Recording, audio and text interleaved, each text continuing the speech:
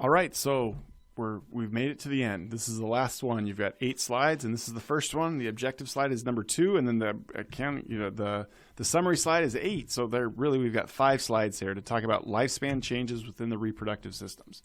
And really what we're talking about is partruition and lactation. Okay, so what causes partruition or labor? And the short answer is we don't know. It might be caused through changes in estrogen and progesterone. Remember, progesterone prevents uterine contractions. It might be triggered by the release of oxytocin. We do know that oxytocin causes uterine contractions, or the baby might have some signal to let mom know it's go time. Okay, odds are it's a combination of these 3 things, but we really don't know. So when it comes to labor, it's a positive feedback loop. Okay, so what happens is the cervix stretches, which causes the release of oxytocin, which causes the uterus to contract, which stretches the cervix, which causes the release of more oxytocin, yada, yada, yada. Okay, so this continues until the baby's out and the cervix stops stretching.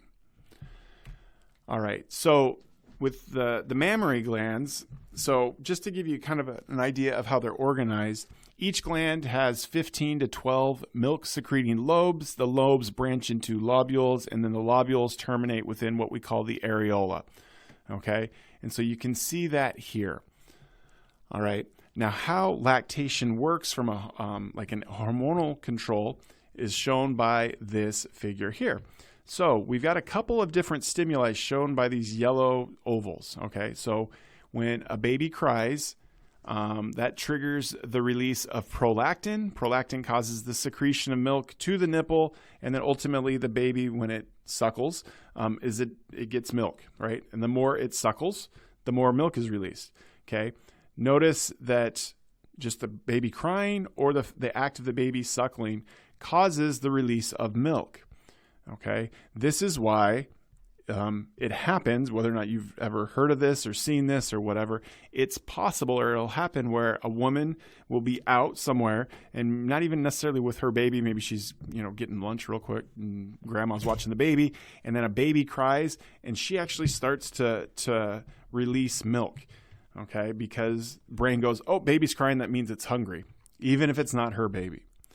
So the way that this works, breasts grow due to estrogen and progesterone, but these hormones, while they increase breast size, also inhibit milk production.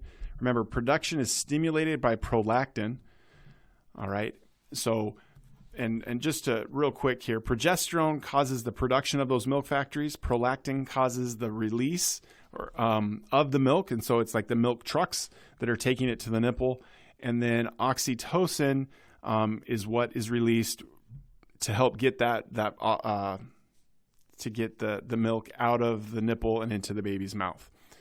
It's also interesting that oxytocin causes uterine contractions, so that especially at the beginning, nursing can be very painful for a woman. And I used to think it was because maybe the baby's gnawing on the nipple. While that does happen, that's not always the case. What women with newborns often experience while they're breastfeeding is that their uterus is contracting, which does not feel good, but it's getting the uterus back to its normal size. So it's kind of like the brain going, hey, if I'm feeding a kid, that means the kid's out, and so the uterus can go back to its normal size. And so with that, we are all done. This is it. So can you do these 3 things?